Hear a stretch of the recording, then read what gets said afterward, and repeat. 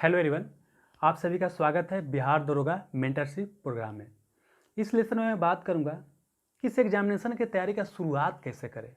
सामान्यतः होता क्या है कि जैसा ही फॉर्म निकलता है तो स्टूडेंट किसी सीनियर के पास फ़ोन करते हैं या किसी कोचिंग में जाते हैं तो उनका पहला सवाल यही होता है कि सर कौन सा बुक पढ़ें। तो देखिए, सबसे पहला जो काम आपका होना चाहिए इस एग्जामिनेशन को समझने का होना चाहिए। इस एग्जामिनेशन को पहले आप समझिए कि एग्जामिनेशन आपसे डिमांड क्या करता है, और जो स्टूडेंट इस एग्जामिनेशन को समझेगा और इस एग्जामिनेशन के डिमांड को पूरा करेगा वही स्टूडेंट सफल होगा। लेकिन जो स्टूडेंट बुक के पीछे भागेगा, एग्जामिनेशन को बिना समझे, वो स्टूडेंट कभी भी सफल नहीं हो पाएगा। इस चीज़ को आप लकीर बांध करके दिमाग में बैठा लीजिए। मतलब ध्यान आपको ये रहना है कि आपको क्या करना है कि एग्जामिनेशन के डिमांड को पूरा करना है, सिर्फ एग्जामिनेशन को डिमांड को, न कि आपको पीएचडी करना है। होता स्टूडेंट में क्या है कि जब कोई टॉपिक पढ़ने लगते हैं ऐसे बिना एग्जामिनेशन को समझे क्या किया, कोई बुक उठाएं और उसके बाद क्या करते हैं, बुक को पढ़ने लगते हैं। अब बुक पढ़ने में उनको मज़ा नहीं लगता है, बस एक पेज से लेकर के 100 पेज तक चले जाते हैं, लेकिन बिना ये जाने हुए कि क्या यह एग्जामिनेशन ये हमसे डिमांड कर रहा है। और उसका नतीजा यह होता है कि स्टूडेंट कभी भी सफल नहीं हो पाता। आप सब्जेक्ट में पीएचडी कर लोगे, मानता हूँ, लेकिन आप इस एग्जामिनेशन को क्वालिफाई नहीं करोगे। तो सबसे पहले क्या है, इस एग्जामिनेशन को समझो। और इस एग्जामिनेशन की समझ कहाँ से आपको मिलेगी, तो सबसे पहले सिलेबस देखो। हालांकि देखो, जो ऑब्जेक्टिव टाइप एग्जामिनेशन होता है उसके सिलेबस देखने से ज़्यादातर आपको कुछ पता नहीं चलेगा। सब्जेक्टिव एग्जामिनेशन में तो सिलेबस देखने से पता चल जाता है, लेकिन सिलेबस से यहाँ पर कुछ पता नहीं चलेगा। तो उसके लिए फिर क्या करना पड़ेगा, प्रीवियस ईयर क्वेश्चन पेपर। जो कि स्टूडेंट क्या करते हैं, जब 2-4 बार फेल करते हैं तब उनको समझ में आता है कि हमको प्रीवियस ईयर क्वेश्चन पेपर भी देखना है। तो आपका पहला काम क्या होना चाहिए, सिलेबस देखिए। सिलेबस के बाद क्या, प्रीवियस ईयर क्वेश्चन पेपर को उठाकर देखिए।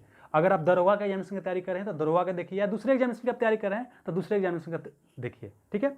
और उसके बाद प्रीवियस ईयर क्वेश्चन पेपर को देखिएगा तो वहाँ पर 2 चीज़ करना है। एक तो कि आपको सब्जेक्ट देखना है कि कौन कौन सा सब्जेक्ट से क्वेश्चन आ रहा है। जैसे समांतर बिहार दरोगा की बात किया जाए तो देखिए, हिस्ट्री से क्वेश्चन आता है, पॉलिटी से क्वेश्चन आ रहा है, इन्वायरमेंट से क्वेश्चन आ रहा है, ज्योग्राफी से क्वेश्चन आ रहा है, इकोनॉमिक्स से आ रहा है, साइंस से आ रहा है, करंट अफेयर से आ रहा है। इस बार तो प्री हुआ था तो मैथ से भी क्वेश्चन आया था, हालांकि पिछले बार तो नहीं आया था, लेकिन इस बार क्या हुआ था, मैथ से भी क्वेश्चन आया था। तो मतलब समानता क्या है, आपको ये सब है। तो ये तो इतना इंपॉर्टेंट सब्जेक्ट हो गया, कितना सारा सब्जेक्ट पढ़ना है। लेकिन क्या इतना सारा जो इंपॉर्टेंट सब्जेक्ट है, क्या सब चीज़ पढ़ना है, तो इसका जवाब है नहीं। जब आप एग्जामिनेशन को एनालाइज करोगे तो उसमें भी समझ में आएगा कि हिस्ट्री में क्या पढ़ना है, मॉडर्न इंडिया पर ज़्यादा फोकस करना है, कि आपको एंशिएंट इंडिया पर फोकस करना है, कि आपको फोकस करना है मिडिवल इंडिया पर, ठीक है। साथ ही ये भी चीज़ आपको पता चलेगा कि कौन सा सब्जेक्ट से ज़्यादा क्वेश्चन आ रहा है, हिस्ट्री से ज़्यादा क्वेश्चन आ रहा है, कि पॉलिटी से आ रहा है, कि इन्वायरमेंट से आ रहा है, कि ज्योग्राफी से आ रहा है। और उसी के अनुसार क्या है कि आपको टाइम देना होगा। अगर जिस सब्जेक्ट से ज़्यादा क्वेश्चन आ रहा होगा उस सब्जेक्ट पर जाहिर सी बात है कि आपको ज़्यादा समय देना होगा, और जिस सब्जेक्ट से कम क्वेश्चन आ रहा होगा उस पर आपको क्या करना होगा, कम समय देना होगा। लेकिन स्टूडेंट क्या करते हैं, इस चीज़ को निगलेक्ट कर देते हैं। तो पहला तो क्या होगा कि आप देख लीजिए कहाँ कहाँ से आ रहा है, कौन कौन सा सब्जेक्ट से आ रहा है। उसके बाद क्या है कि आपको ये भी देखना होगा कि कौन कौन सा टॉपिक से आ रहा है। ऐसा नहीं कि सारे जगह से बस आ जाता है। जैसे मान लेते हैं कि हिस्ट्री का आप एनालाइज कर रहे हैं, तो हिस्ट्री में ऐसा नहीं कि एंशिएंट इंडिया में एकदम शुरू पेज से लेकर के लास्ट पेज तक चले जाना है किसी बुक का, नहीं, वो आपको नहीं करना, कभी भी नहीं करना है। उसमें आपको पता कैसे चलेगा, जब क्वेश्चन देखिएगा तो उसमें आपको पता चलेगा कि एंशिएंट इंडिया में से कुछ जो टॉपिक है वहाँ से हमेशा क्वेश्चन आता ही आता है। जैसे आपको हड़प्पन सिविलाइजेशन हो गया, वैदिक सभ्यता हो गया, जैनिज्म हो गया, बुद्धिज्म हो गया, मौर्य इंपायर हो गया, ये सब टॉपिक से क्या होता है, क्वेश्चन आता ही आता है। तो आप एनालाइज करोगे तब पता चलेगा। तो आपको क्या करना है कि एक तो आपको सब्जेक्ट वाइज एनालाइज करना है कि कौन सा सब्जेक्ट से क्वेश्चन आ रहा है और कहाँ से आ रहा है, कितना क्वेश्चन आ रहा है और कौन कौन सा टॉपिक से आ रहा है।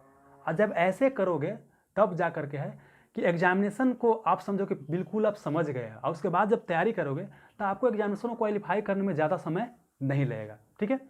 अब नेक्स्ट लेसन में मिलते हैं, तो नेक्स्ट वीडियो के साथ आते हैं। इस लेसन में इतना ही है। वीडियो देखने के लिए धन्यवाद। हमेशा खुश रहिए, एक दूसरों को हेल्प करते रहिए। मिलते हैं नेक्स्ट सेशन में। Have a nice day, thank you.